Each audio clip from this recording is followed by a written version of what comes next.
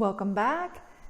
Now we're going to cover the wood element, liver and gallbladder meridians, and we'll first, just like the other two, go over the primary aspects and associations with the chakra. In this case, the wood element primary or source energy is from the third chakra.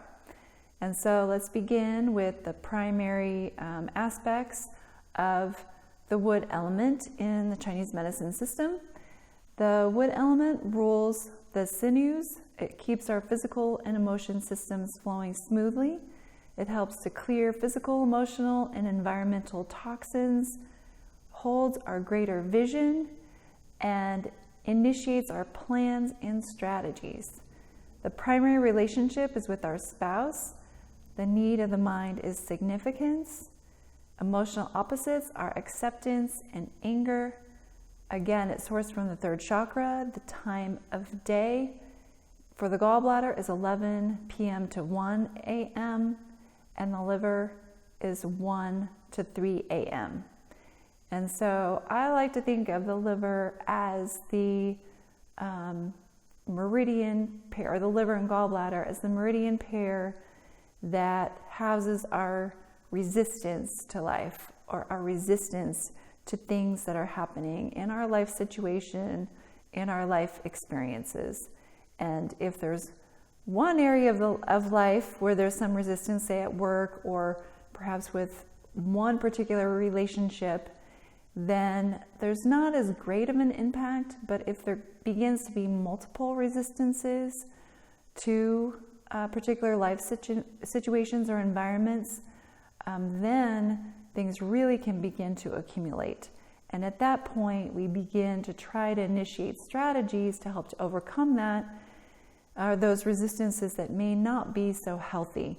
So at that point, we become very confused and we're not able to initiate those particular strategies and actions that help us to get to a better place, to a place where we're more nourished, where we're feeling like we're being fed by our environment rather than being beaten up by it, basically. And so let's move on to liver in the third chakra.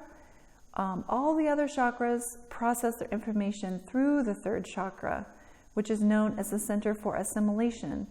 Within the organ system of Chinese medicine, the liver is known as the organ of assimilation.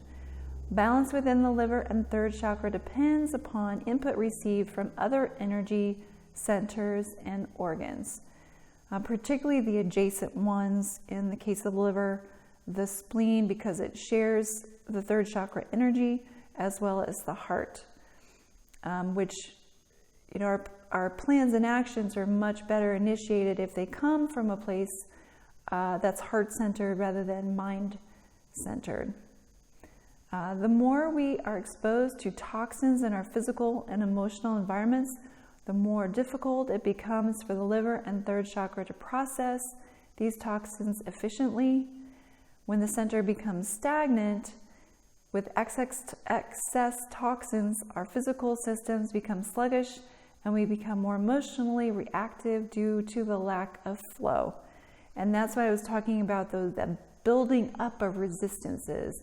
The more resistances we have, the easier we are to be triggered in our day-to-day lives with small things. So when that begins to happen, then you know, oh my gosh, you know, things must be really accumulating. If you really get upset if, you know, somebody leaves a sock on the floor, right? Because that's not such a big deal. It's a big deal if, you know, you lost your job or something like that. It might make sense to be a little emotionally reactive in that sense, but maybe not so much for the sock on the floor. So that's just a cue that maybe we should take a look and see where those resistances are stacking up. When we are nourished physically and emotionally, we experience a healthy flow through all systems, both internally and externally. And hopefully all of you have experienced that at some point in your life where everything just seems to be going well. You have great relationships, you enjoy your job, the place you live, and everything just seems to fall in place. And that is such a wonderful place to be. When we begin to get that contrast and those resistances, then we know, maybe we need to change something. And if we stay within those situations and don't change, because I think, to me, a lot of those resistances are cues that we need to grow and expand and try something new. But a lot of times we get stuck in that safety mind and stay in the same situation, and then that's when the resistance can really begin to accumulate, because we're really not following our heart. We're not following the path of expansion as we should, or as we may be able to, if we really listen to the contrast as a clue for us on how to move forward in our lives. So let's go over the gallbladder and how it's related to the third chakra. The gallbladder organ is associated with our ability to make decisions. It's much easier to make good decisions when our lives are not clouded with emotional and physical toxins. I think we can all relate to that, right? With the influence of the third chakra energy, this is making decisions that are in alignment with what is nourishing and empowering for us. Here we are able to realize much of what we draw into our lives is by choice. Making healthy decisions for ourselves is a major key to physical and emotional well-being. And we make those choices on a day-to-day basis. We make those choices as far as what we choose to do with our bodies or not do. Lay on the couch or go for a walk, what we choose to ingest, grab that bag of chips or grab the carrots and hummus. Every moment there is an opportunity to make a better choice, even small choices.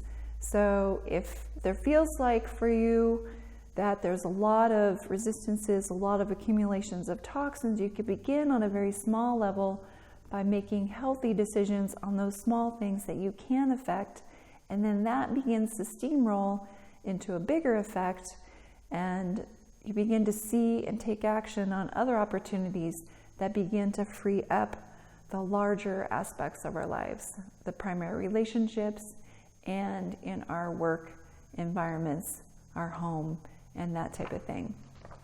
Now, symptoms, things that can show up in the body when there is an imbalance in the liver and gallbladder, are digestive problems that are associated with stress, high blood pressure, migraines, tension headaches, chronic sprains or strains, environmental sensitivities, decreased ability to deal with stress, emotional reactivity, tendency toward frustration and anger, alcohol and drug addictions. And I could also add on this list the fibromyalgia and chronic fatigue, because those particular illnesses are so much reliant on third chakra energy, the spleen and the liver energies. And if those two energies are cultivated, then great strides can be made in overcoming those particular illnesses. One other thing that I would like to add here is smoking. As I was saying, when those negative situations begin to accumulate and we are very negative in our mind, then we begin to reach for things that aren't quite so healthy. Smoking is one of those things, because the nicotine actually helps to move the energy through the meridians, not in a healthy way, of course, but that stagnation that we feel when there's a lot of challenges in our lives can be smoothed over by the nicotine temporarily, but certainly is not going to be the thing in the end that makes the changes that we're really looking for.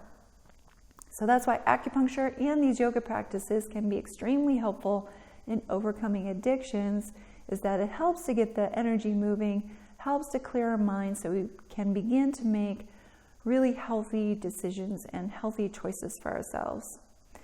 So I believe that concludes all the information, or the background information, for the wood element, liver and gallbladder, and how it's related to the third chakra. And shortly I will see you on the mat.